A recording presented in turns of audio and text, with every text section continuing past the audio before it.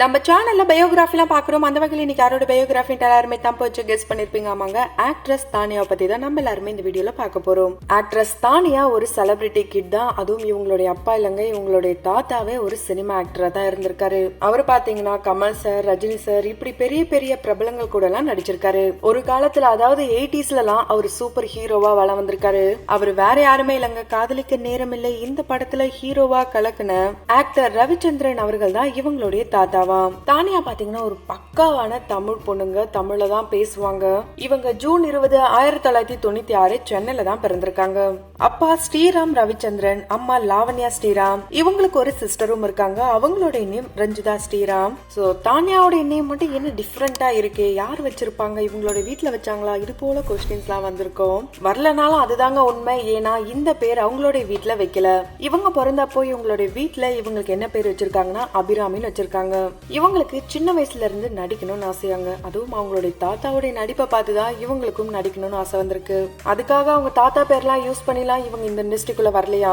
அதுவும் இல்லாம இத்தனை வருஷம் அவரு இருந்திருக்காரு. ஆனா அத்தனை வருஷத்துல 2 பட ஷூட்டிங் மட்டும் தான் கூட்டு போயிருக்காராம். அதுவும் ரஜினிகாந்த் அவர்களுடைய அருணாச்சலம் படம் அண்ட் உலகநாயகன் கமல் சாருடைய பம்பல் கே சம்பந்தம், இந்த 2 படங்களுடைய ஷூட்டிங் ஸ்பாட் மட்டும் தான் போயிருக்காங்களாம். அதுக்கப்புறம் கூட்டுலாம் போனதே இல்லையா.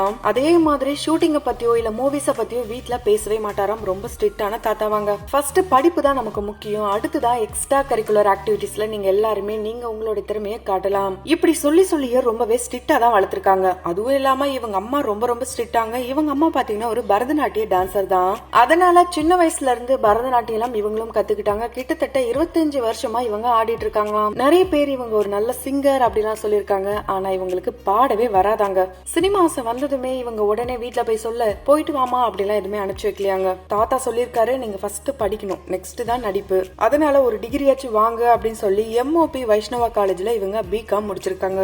பிகாம் முடிச்ச கையோட சரிமா நான் படிப்பு முடிச்சிட்டேன், நான் போய் நடிக்க போட்டா அப்படின்னு கேட்கும் போது PG பண்ணு, அதை முடி, அதுக்கப்புறம் நடிப்பெல்லாம் பாத்துக்கலாம் அப்படின்னு இவங்க சொல்லும் போது இவங்க ஒரு சில ஆடிஷன்ஸ் எல்லாம் பண்ணிருக்காங்களாம். ஆரம்பத்துல இருந்து இவங்க ஸ்கூல் படிக்கும் போது இவங்களுடைய கசின் மூலியமா ஒரு ஷார்ட் பிலிம்ல நடிச்சிருக்காங்களாம். அந்த ஷார்ட் பிலிம் பார்க்கும் போது இப்ப யாருப்பா இவங்க, அவங்களா இவங்கன்னு ஒரு கன்ஃபியூஷன் தாங்க. ஏன்னா ரொம்பவே இன்னசென்ட்டா தான் அப்பெல்லாம் இருந்திருக்காங்க. அதை தொடர்ந்து நிறைய ஷார்ட் பிலிம் எல்லாம் பண்ணிருக்காங்களாம். இவங்களோட வீட்டுல சொன்னதுனால சரி PG பண்ணுவோம் அப்படின்னு சொல்லி தான் PG பண்ணிருக்காங்க. இருந்தாலும் மிஷ்கின் அவர்களுடைய டைரக்ஷன்ல வெளியான ஒரு சில படங்களை பார்த்து இவங்க மிஷ்கின் சாரோட ஆடிஷனுக்கும் போயிருக்காங்க. அங்க போனதுமே உன்னுடைய பேரை மாத்தணும்னு நினைக்கிறமா, இந்த பேர் வேணாமே அப்படின்னு சொன்னாராங்க. அதுக்கு காரணம் என்னன்னா அபிராமி அப்படின்ற ஒரு பெரிய ஆக்ட்ரஸ் ஆல்ரெடி இண்டஸ்ட்ரியில இருக்காங்க.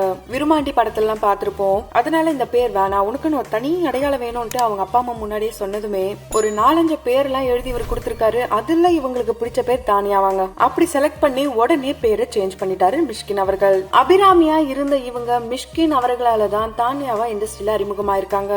என்னுடைய பேரும் புகழும் எல்லாமே ஆரம்ப காலகட்டத்தில இருந்து இப்ப வரைக்கும் மிஷ்கின் அவர்களுக்கு தான் அப்படின்னு சொல்லியிருக்காங்க.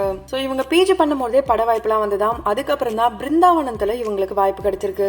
அருள்நிதி கூட நடிச்சிருப்பாங்க. அதுவும் சைன் லாங்குவேஜ் எல்லாம் கத்துக்கிட்டு நடிச்சாங்களாம். விவேக் அவர்களும் ஒரு முக்கியமான ரோல் அந்த படத்துல பண்ணிருப்பாரு. அதை தொடர்ந்து விஜய் சேதுபதி அவர்களுடைய கருப்பன் படத்துல ஒரு அசத்தலான ரோல பண்ணிருப்பாங்க.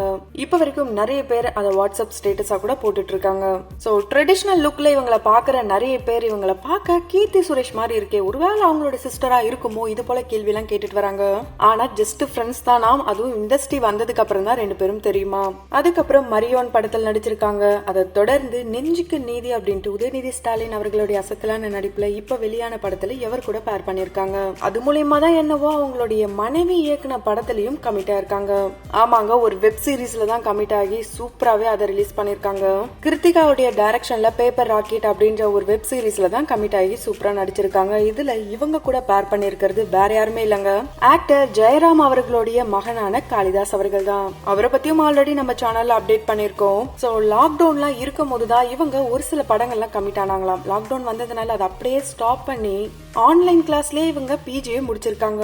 இவங்க ரொம்பவே போல்டான பொண்ணுங்க. எதுனாலுமே டைரக்டா சொல்லிடுவாங்களாம். ரொம்ப எப்ப பார்த்தாலும் கோவப்படுவாங்களாம், எரிஞ்சு விழுவாங்களாம், கொஞ்சம் சண்டை போடுற கேரக்டர். சசிகுமார் அவர்கள் கூட சேர்ந்து பலே வெளியே தேவா இந்த படத்திலயும் இவங்க நடிச்சிருக்காங்க. குறிப்பா கோவை சரளா அவர்கள் இவங்களுக்கு நிறைய டிப்ஸ் எல்லாம் கொடுத்தாங்களாம் அந்த படத்துல நடிக்கும் போது.